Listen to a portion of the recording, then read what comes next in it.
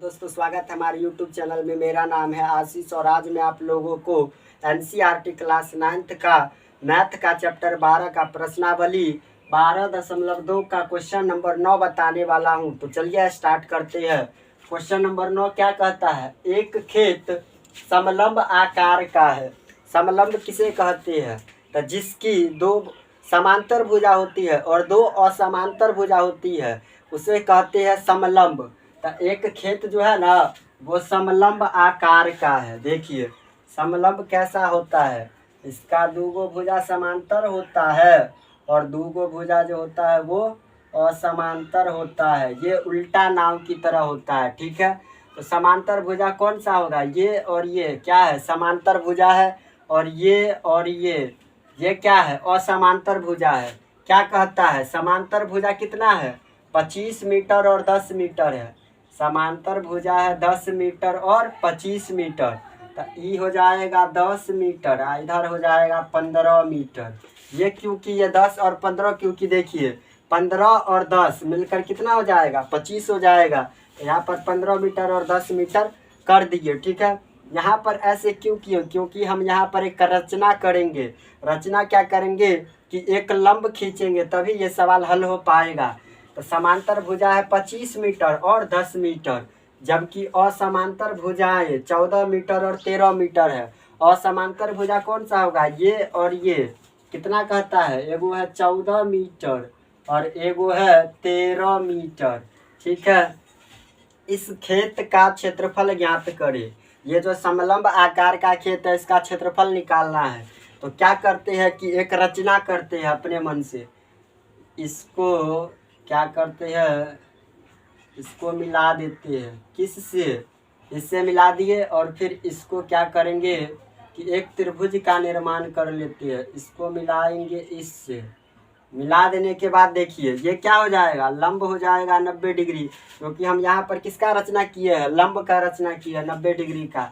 अब यहाँ पर इसका नाम दे देते हैं ए, इसका नाम बी, इसका नाम सी, डी, ई और इसका नाम एफ।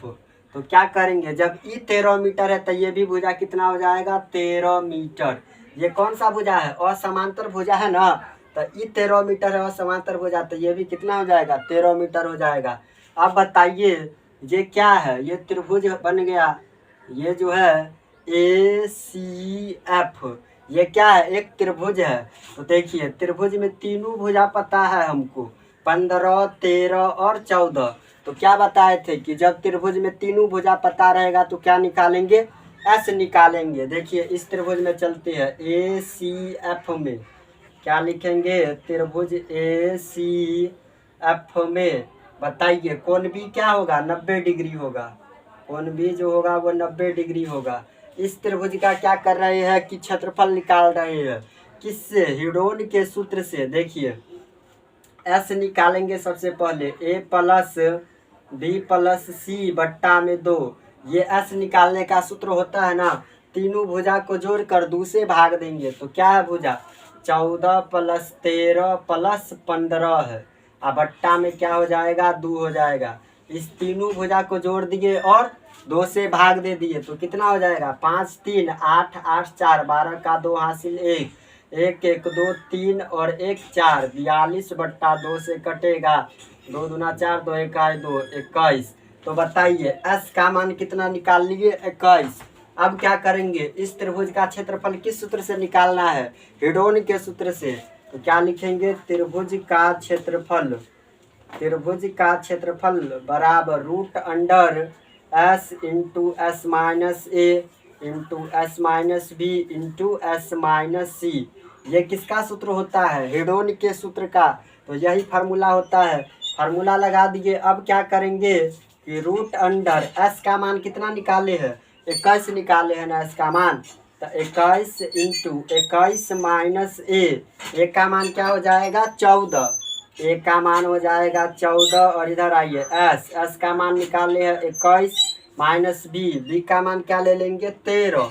तो बी का मान 13 लेते हैं इंटू एस का मान 21 माइनस सी का मान क्या ले लेंगे? 15 लेंगे, क्योंकि हम इस त्रिभुज में है ना। तो सी का मान 15 लेंगे। सी का मान 15। अब क्या करेंगे, रूट अंडर 21। अभी सबको क्या करेंगे कि घटाएंगे। 21 में से 14 घटेगा, 11 में से 4 घटेगा तो 7 4 11। और इधर आइए, 21 में से 13 घटेगा, 11 में से 3 घटेगा तो 8 3 11। और इधर क्या हो जाएगा, 21 में से 15, 11 में से 5 घटेगा तो 6। अब बताइए क्या करेंगे कि इस सब का अभाज्य गुणनखंड विधि से तोड़ेंगे और उसके बाद उसका जोड़ा लगाएंगे। तो देखिए, रूट अंडर 21 को तोड़ेंगे तो कितना हो जाएगा, 21 को 3 7 21, तो 3 गुने 7, 3 गुने 7। अब इस 7 को तोड़ेंगे तो कितना होगा, 7 ही ना होगा, तो 7। 8 को तोड़ेंगे तो कितना हो जाएगा, देखिए 8 को जब तोड़ेंगे तो 2 चौके 8, फिर 2 से 2 दूना 4, 3 गो 2 1 2 3 गो 2, और 6 को तोड़ेंगे तो 2 गुने 3, 2 तिया कितना हो जाएगा, 6 हो जाएगा।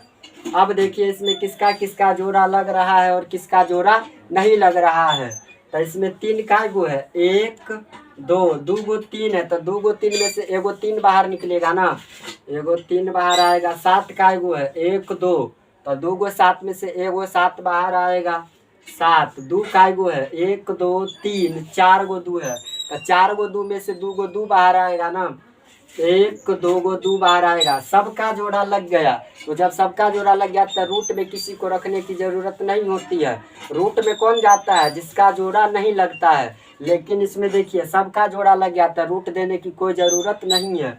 अब क्या करेंगे कि ये सब किस रूप में आ गया, गुना के रूप में, तो सबको गुना कर लेंगे। 3 7 21, 21 दूना 42, 42 को 2 से गुना करेंगे, 42 को 2 से, 2 दूना 4, 4 दूना 8, 84, 84 मीटर स्क्वायर। तो बताइए इस त्रिभुज का ACF का क्षेत्रफल कितना निकाल लिए, 84 मीटर स्क्वायर।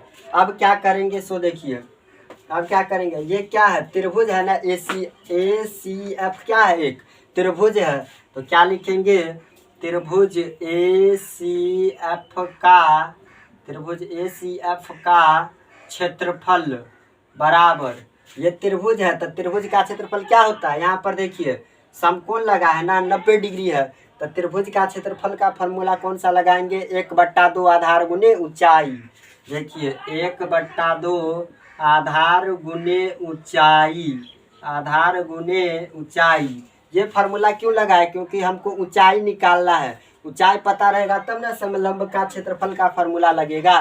समलंब का क्षेत्रफल का फार्मूला लिखाए है थ्योरी क्लास में, 1/2 गुने समांतर भुजाओं का योग गुने ऊंचाई। तो देखिए त्रिभुज ACF का क्षेत्रफल कैसे निकालेंगे, सो 1/2 आधार, आधार क्या हो जाएगा, 1/2 आधार। यहाँ पर देखिए सबसे पहले कि त्रिभुज ACF का तो क्षेत्रफल निकाल चुके हैं। कितना निकाले हैं, 84 मीटर स्क्वायर। तो यहाँ पर लिखेंगे 84 सबसे पहले। इसी त्रिभुज में न गए थे, त्रिभुज ACF में, तो इसी त्रिभुज का क्षेत्रफल निकाले 84। तो त्रिभुज ACF का क्षेत्रफल 84 है। इधर आइए, 1/2 आधार, आधार क्या हो जाएगा, ये आधार हो जाएगा आपको 15, आधार हो जाएगा 15। और बताइए ऊंचाई क्या हो जाएगा, B और F है, तो ऊंचाई हो जाएगा BF।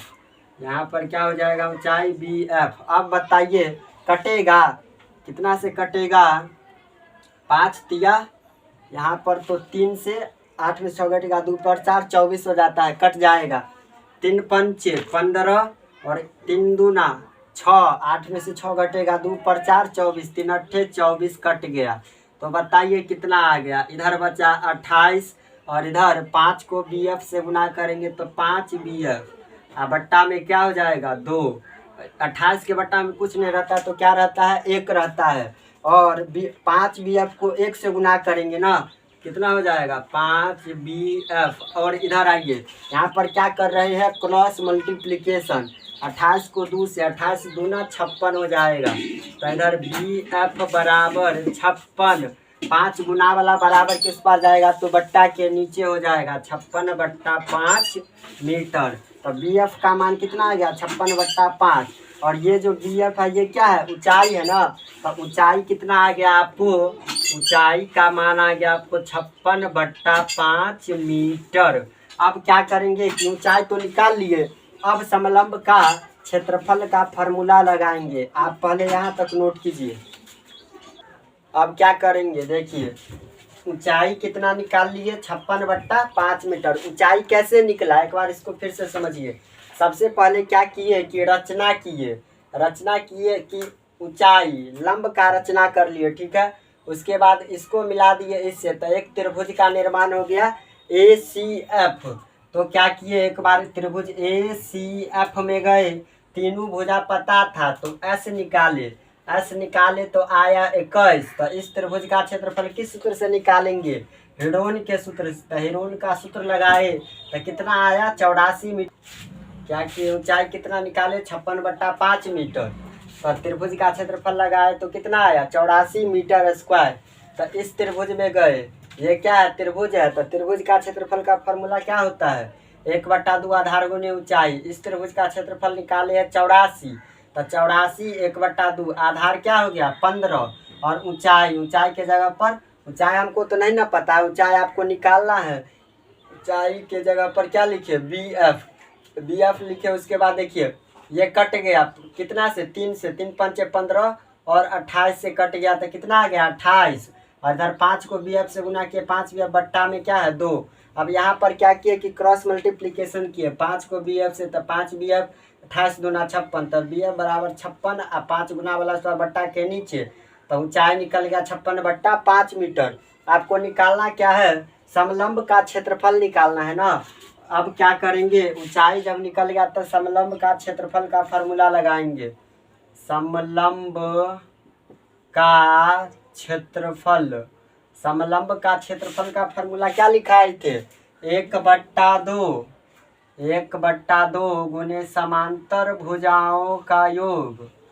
समांतर भुजाओं 1/2 गुने समांतर भुजाओं का योग गुने ऊंचाई। 1/2 गुने समांतर भुजाओं का योग गुने ऊंचाई। ये किसका फार्मूला होता है, समलंब का फार्मूला होता है। तो 1/2 समांतर भुजाओं का योग। तो बताइए समांतर भुजा कौन सा है, यही ना है समांतर भुजा।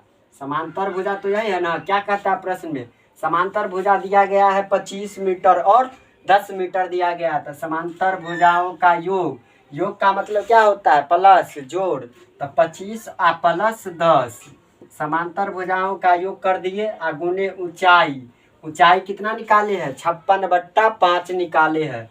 तो 56/5 हो जाएगा। 1/2 गुने 25 और 10 कितना हो जाएगा 35।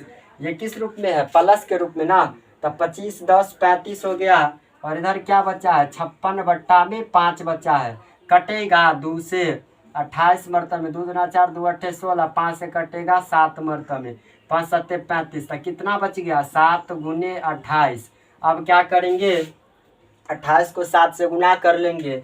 8 7 56 का 6 हासिल 5, 7 दूना 14, 5 19, 196 मीटर स्क्वायर। यही आपका क्या निकल गया, क्षेत्रफल निकल गया समलंब का। तो जो समलंब का क्षेत्रफल होगा वही ना खेत का क्षेत्रफल होगा, क्योंकि खेत कैसा है, समलंब आकार का है। तो खेत का भी क्षेत्रफल कितना आ गया, 196 मीटर स्क्वायर। यही आपका आंसर हो जाएगा। दोस्तों देखिए इसको कैसे बनाए हैं। एक बार क्या किए कि सबसे पहले समलंब दिया था तो समलंब लिखे, रचना किए ऊंचाई में, एक त्रिभुज का निर्माण किए। ये 13 मीटर, तो ये भी 13 मीटर। समांतर भुजा कितना है, 25 मीटर और 10 मीटर। तो ऊपर में 10 मीटर और यहाँ पर 15 मीटर और 10 मीटर लिखे, क्योंकि 15 और 10 मिलकर 25 हो जाता है। एक बार गए त्रिभुज ACF में, तीनों भुजा पता था, S निकाले और S का मान आया 21। इसका क्षेत्रफल निकाले हेरोन के सूत्र से, तो कितना आ गया 84 मीटर स्क्वायर। तो त्रिभुज ACF का क्षेत्रफल, त्रिभुज का क्षेत्रफल क्या होता है, 1/2 गुने आधार गुने ऊंचाई। तो इसका क्षेत्रफल निकाले है 84, 1/2 आधार हो गया 15, ऊंचाई हो गया BF। तो ऊंचाई BF कट गया, 3 5 15, 28 मर्त में, 28 बराबर 5 BF/2। यहाँ से क्रॉस मल्टीप्लीकेशन किए तो ऊंचाई निकल गया 56/5 मीटर। उसके बाद समलंब का क्षेत्रफल का फार्मूला लगाए, 1/2 गुने समांतर भुजाओं का योग गुने ऊंचाई। 1/2 समांतर भुजा कौन होगा, 25 और 10, तो 25 प्लस 10 56/5, 1/2 25 10 35, 2 से कट गया 28 मरतबे 5 7 35, 7 गुने 28 गुना कर लिए तो कितना निकल गया 196 मीटर स्क्वायर। यही आपका आंसर हो जाएगा। दोस्तों प्रश्नावली 12.2 का पूरा क्वेश्चन समाप्त हो गया और इसी के साथ ये चैप्टर भी समाप्त हो गया है। हिडोन का सूत्र कल हम लोग स्टार्ट करेंगे 13 लेसन। कौन सा चैप्टर स्टार्ट करेंगे? 13 लेसन। चैप्टर का नाम क्या होगा? पृष्ठीय क्षेत्रफल और आयतन। ये कल से स्टार्ट करेंगे। सबसे पहले हम लोग 13 लेसन का थ्योरी क्लास करेंगे, उसके बाद क्वेश्चन पढ़ेंगे।